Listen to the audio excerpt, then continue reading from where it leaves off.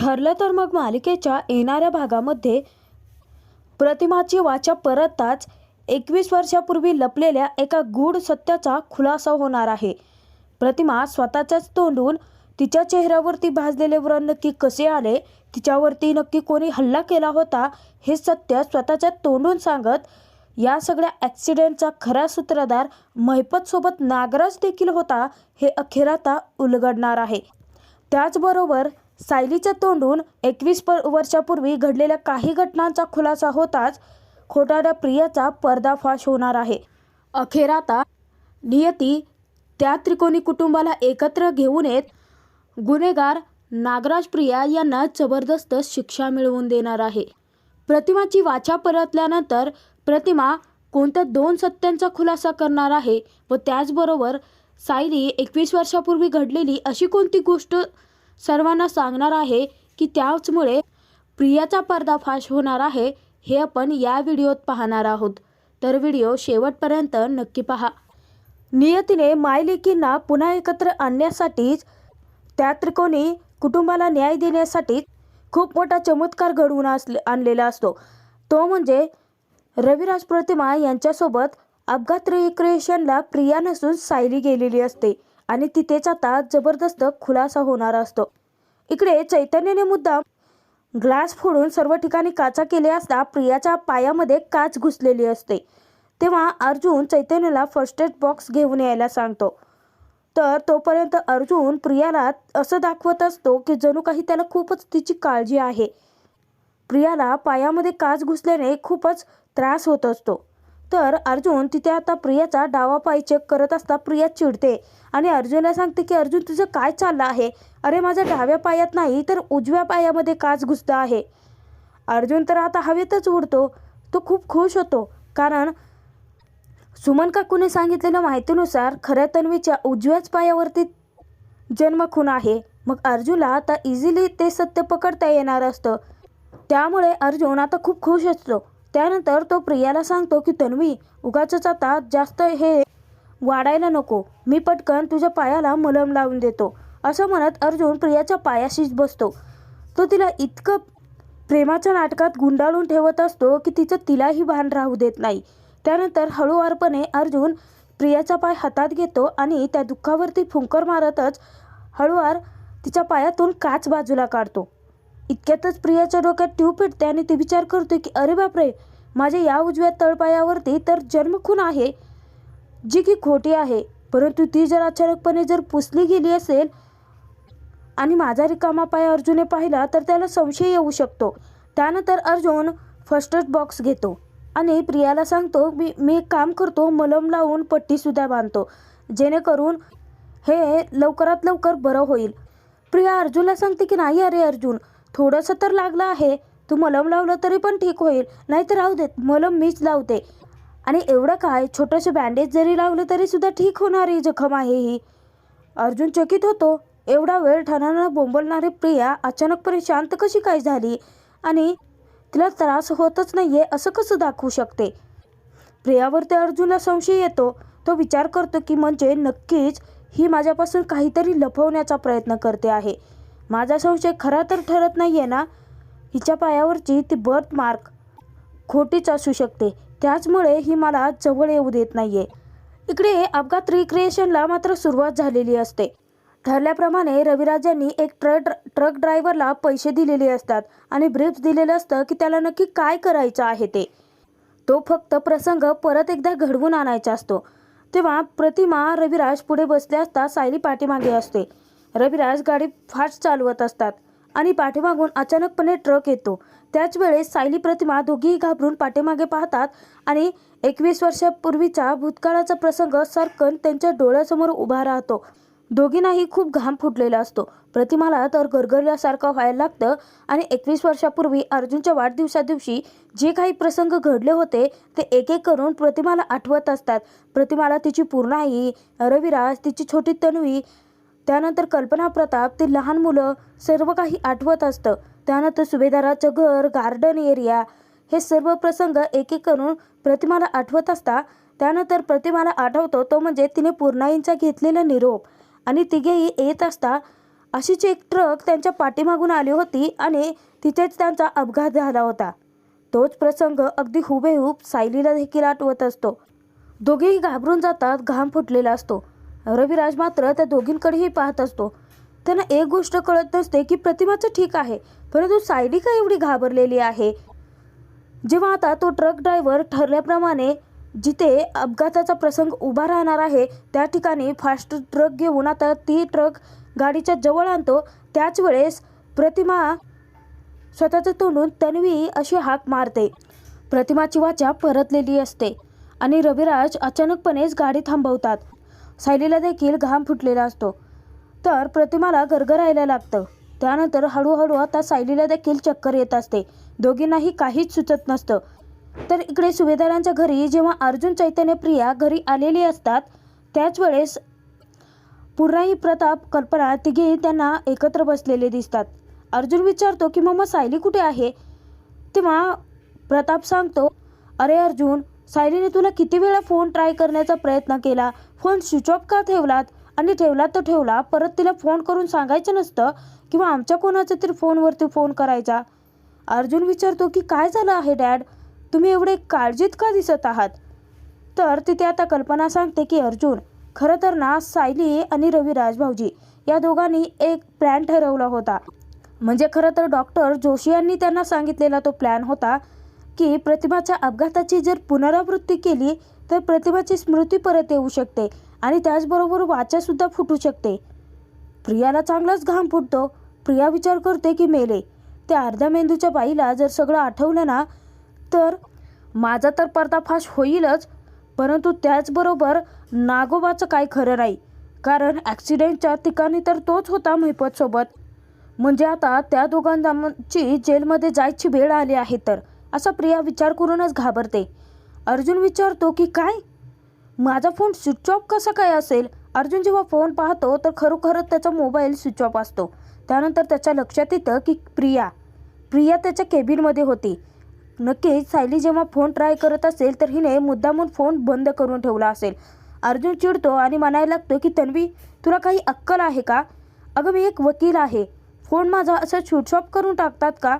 पाहिलं ना किती एमर्जन्सी फोन येतात मला, आणि एखाद्या क्लायंटचे काही एमर्जन्सीमधील फोन असतील तर काय करणार होतो मी. तुझ्यामुळे आता बाकीच्या प्रश्नांची उत्तरं मला द्यावी लागतील. प्रताप तिथे विचारतो की अर्जुन एक मिनिट, अरे तन्वी तर कॉलेजला गेली होती ना, मग तन्वी का तुझा मोबाईल स्विच ऑफ करेल. तर तिथे आता अर्जुन, प्रिया दोघेही अडकलेले असतात. अर्जुन हे प्रेमाचं नाटक करून प्रियाला घेऊन गेलेला असतो, जन्म खून खरी की खोटी हे बाहेर काढण्यासाठी. तेव्हा तिथे अर्जुन सांगतो की काय आहे ना मम्मा, जेव्हा तन्वी येत होती ना तेव्हा तिच्या गाडीच्या टायरमध्ये हवा कमी होती, म्हणून मी तिला येताना माझ्यासोबतच घेऊन आलो, आणि माझा मोबाईल बहुतेक तिनेच घेतला असेल, कारण मी आणि चैतन्य दोघे मिळून एका केस संदर्भात डिस्कस करत होतो ना. तेव्हा पुन्हाही चिडते आणि प्रियावरतीच ओरडते. तेव्हा प्रिया सांगते की पुन्हाची ते सगळं जाऊ देत सोड, परंतु तुम्ही हे अपघाताचं नवीन काय प्रसंग उभे केले आहेत. अगं 21 वर्षापूर्वी जो घाव अजूनही आमच्या काळजावरती, मनावरती आहे, त्याची जखम अजूनही मिटलेली नाही आहे, आणि त्यातून हा नवीन घाव सोसायचा आहे, आणि आईला जर काही झालं तर काय करणार आहोत आपण. कल्पना सांगते की तन्वी, प्रतिमाला काहीच नाही होणार आहे, कारण रविराज भाऊजी स्वतः आहेत. तुला माहिती आहे का ते काय म्हणाले. त्यांनी पूर्णाईंना सांगितलं होतं जर प्रतिमावरती कोणतं संकट आलं तर ते स्वतःवरती घेतील. तेव्हा प्रिया सांगते की काय बाबा, असं कसं काय म्हणू शकतात. त्यांनी आईचा विचार करताना माझा विचार थोडाही का नाही केला. पूर्णाई तिथे सांगते की तन्वी, रविराजांनी तुला फोन केला होता, परंतु तू एक्स्ट्रा लेक्चर आहे असं सांगितलंस त्यांना, म्हणून ते दोघे सायलीला घेऊन गेले आहेत. सायलीचं नाव काढता क्षणी आता प्रियाची भंभेरीच उडते. ती घाबरते आणि विचारते की काय, परंतु मी असताना सायलीला का घेऊन गेले आहेत. तेव्हा पुन्हाही सांगते की अगं आता काय मी तेच सांगितलं ना, तूच स्वतः सांगितलंस की तुला एक्स्ट्रा लेक्चर आहेत.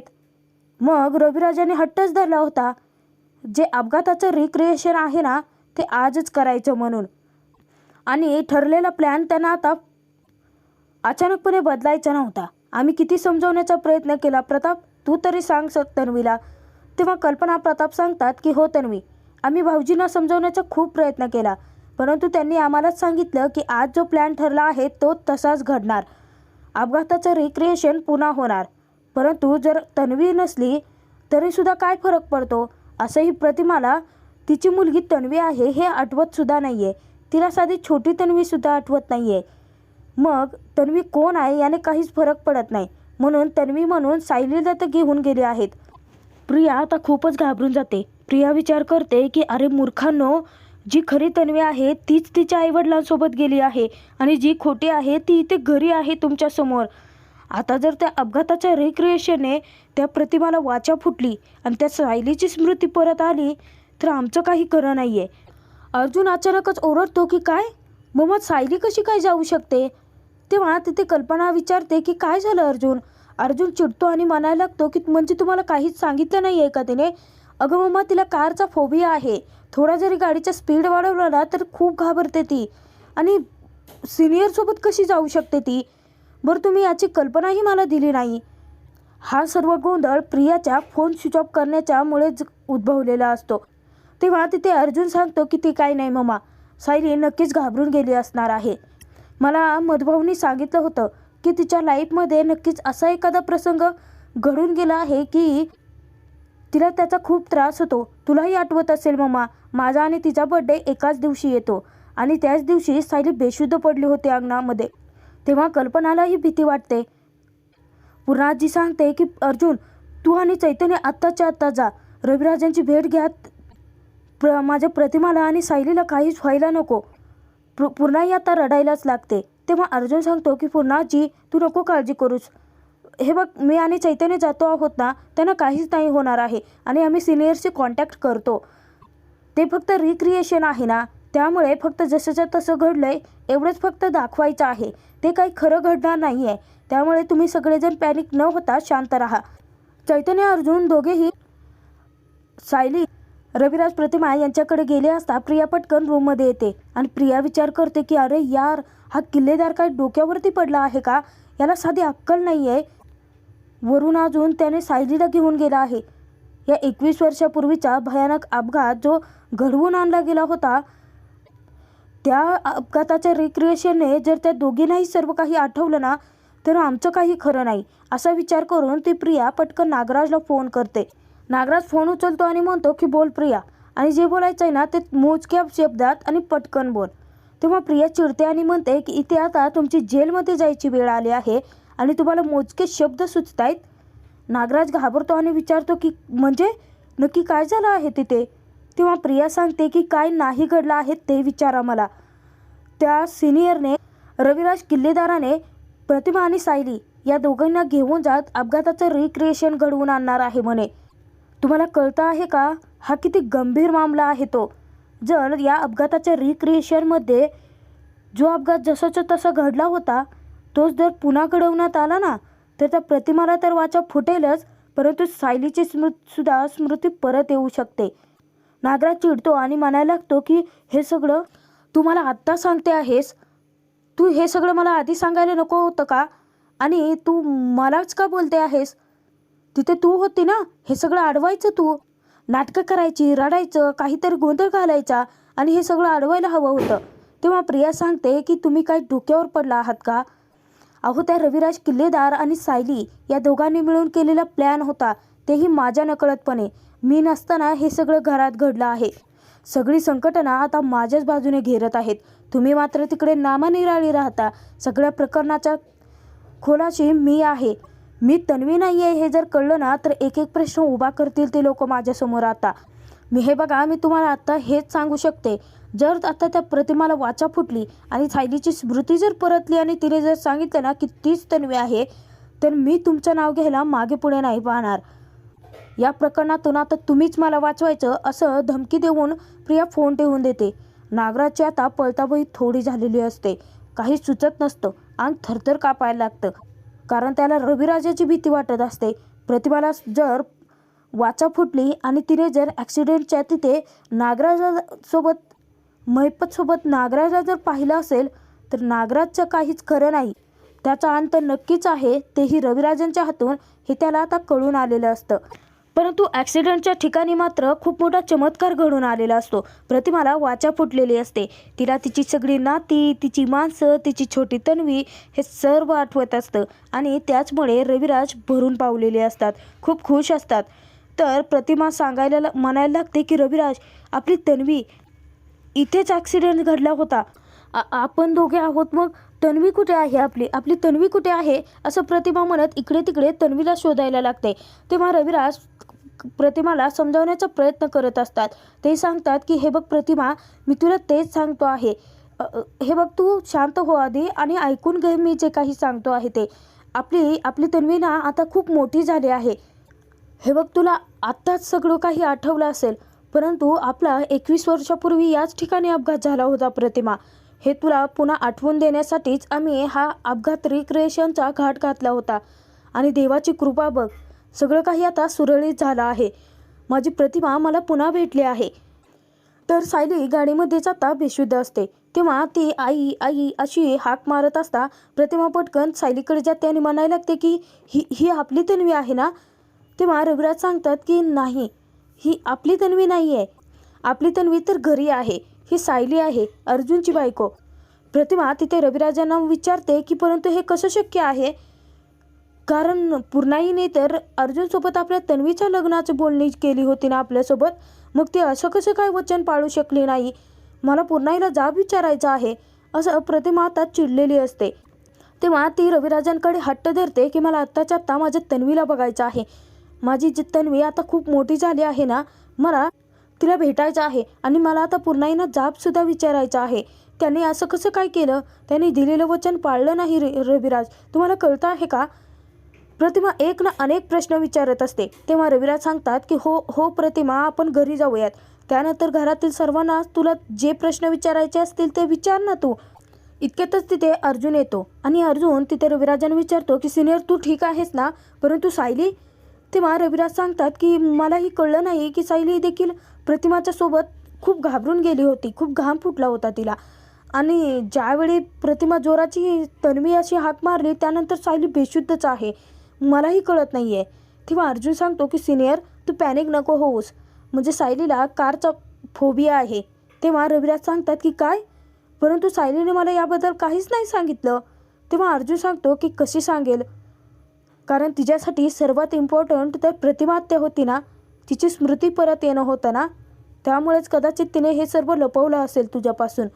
तेव्हा रविराजांना खूप कौतुक वाटत असतं, कारण सायलीने प्रतिमा हत्यांसाठी एवढं मोठं सॅक्रिफाईस जे केलेलं असतं. त्यानंतर सर्वच जण मिळून घरी परतले असता तिथे कल्पना, प्रताप, पूर्णाई आणि त्याचबरोबर प्रिया तर समोर येतात. तेव्हा पूर्णाई विचारते की काय झालं रविराज? प्रतिमा? इतक्यातच प्रतिमा ही आलेली असते. तर अर्जुन सायलीला घेऊन आला असता कल्पना खूप घाबरते. तेव्हा अर्जुन सांगतो की मम्मा, मी नंतर सांगेन, सायलीला आधी आराम करू देत थोडा, तिची तब्येत खूप खराब आहे. अश्विन आला आहे का? मी त्याला चेक करायला सांगतो. त्यानंतर अश्विन हा सायलीला चेक करण्यासाठी जातो.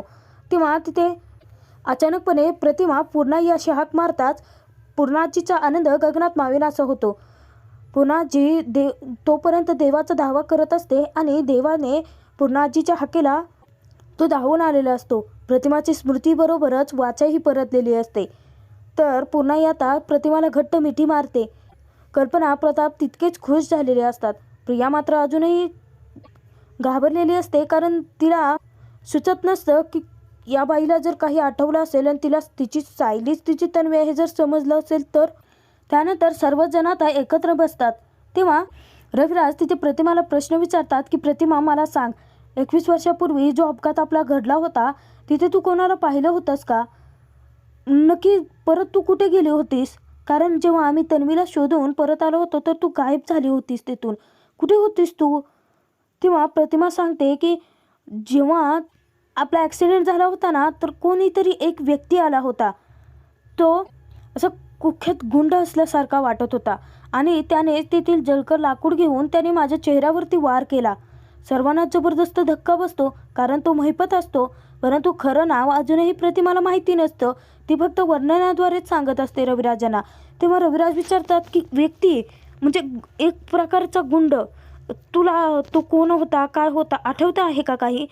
तेव्हा प्रतिमा सांगते की नाही रविराज, मला फक्त त्याचा चेहरा आठवतो आहे पूर्णपणे, आणि तो मला सांगत होता की एवढा तुमचा अपघात घडवूनसुद्धा तू अजून जिवंतच आहे का, परंतु थांब मीच तुला ढगात पाठवतो असं काहीतरी म्हणून त्याने माझ्या चेहऱ्यावरती त्या लाकडाने वार केले आणि म्हणून माझा चेहरा एका बाजूने खराब झाला आहे. तेव्हा सर्वांना धक्का बसतो. तर तिथे रविराज सांगतात की म्हणजे आता हा प्रतिमा सांगते त्या वर्णनाद्वारे आपल्याला स्केच बनवून घ्यावं लागेल आणि त्या माणसाचा शोध घ्यावा लागेल.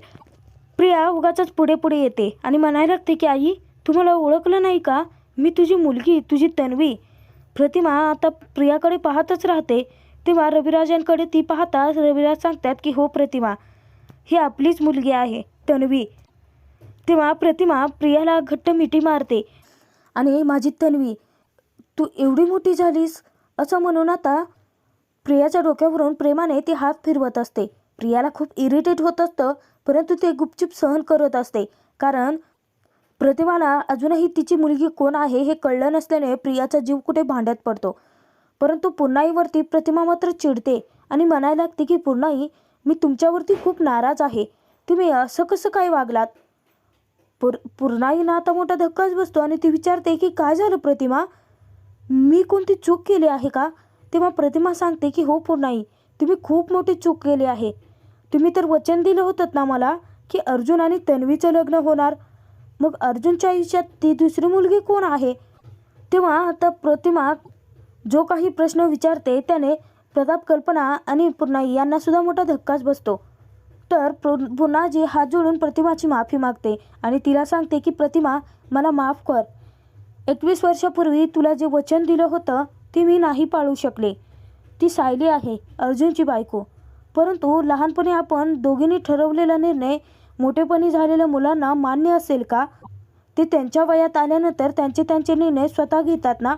आणि खरं सांगायचं झालं तर सायलीबद्दल आम्हाला काहीच माहिती नव्हतं किंवा आम्ही स्वतःहून त्यांचं लग्न नाही लावून दिलं. तर तन्वी आणि अर्जुन या दोघांचा ज्या दिवशी साखरपुडा होता ना, त्याच दिवशी अर्जुन त्या मुलीला लग्न करून या घरात घेऊन आला. परंतु प्रतिमा सांगू का तुला, खरं तर ना तिच्यामध्ये अगदी तुझे गुण आहेत. जितके वर्ष तू आमच्यासोबत नव्हतीस ना, तेव्हा सायली या घरात आल्यापासून अगदी सर्व कुटुंब तुझ्यासारखं तिने हाताळलं आहे. तुझ्यासारखेच आम्हा सर्वांना प्रेम दिलं आहे. अगदी तुझ्यासारखे आहे ती, तू हुबेहूब तुझी प्रतिमा. जणू काही सायलीला पाहिलं की तुझीच सावली असल्यासारखं वाटतं. इतक्यातच तिथे नागराज आला असता रविराजांना मोठा धक्काच बसतो. रविराज नागराजला विचारतात की तू इथे कसा. तेव्हा नागराज सांगतो की तन्वीने मला फोन केला होता आणि दादा हे काय अपघात रिक्रिएशनचं भलतंच काहीतरी काढलं. प्रतिमा वहिनी, तुम्हाला काही झालं तर नाही आहे ना. तेव्हा प्रतिमा सांगते की नागराज भाऊजी, काहीच झालं नाही. नागराजला आता जबरदस्त धक्काच बसतो, कारण प्रतिमा आता बोलायला लागली असते, तिची वाचा फुटलेली असते, ज्याची नागराजला भीती होती तेच घडलेलं असतं. नागराजला अचानकपणे फोन आला असता नागराज आता तो फोन रिसीव करण्यासाठी बाहेर जातो. ज्यावेळी प्रतिमाचं लक्ष नागराजकडे जातं तर प्रतिमाला आता लक्षात यायला लागतं की आपण याला कुठेतरी पाहिलं आहे, बहुतेक अपघाताच्याच ठिकाणी. कारण प्रतिमाने पाठमोऱ्या नागराजला पाहिलं असल्यामुळे तिने चेहरा अगदी समोरून न पाहिल्याने तिला कळालेला नसतो. परंतु आता अपघाताच्या ठिकाणी आपला अपघात घडवून आणणारा हा नागराज तर नव्हता ना, हा प्रश्न प्रतिमाच्या मनात निर्माण झालेला असतो. प्रतिमाला वाचा फुटल्यानंतर आता काही सत्य तर येणारच आहेत बाहेर. जसं की नागराज हा तिथे होता हे सत्य बाहेर पडणार आहे. त्याचबरोबर सायली जेव्हा शुद्धीवर येईल तेव्हा सायली काय खुलासे करेल हे पाहणं खूप मनोरंजक ठरणार.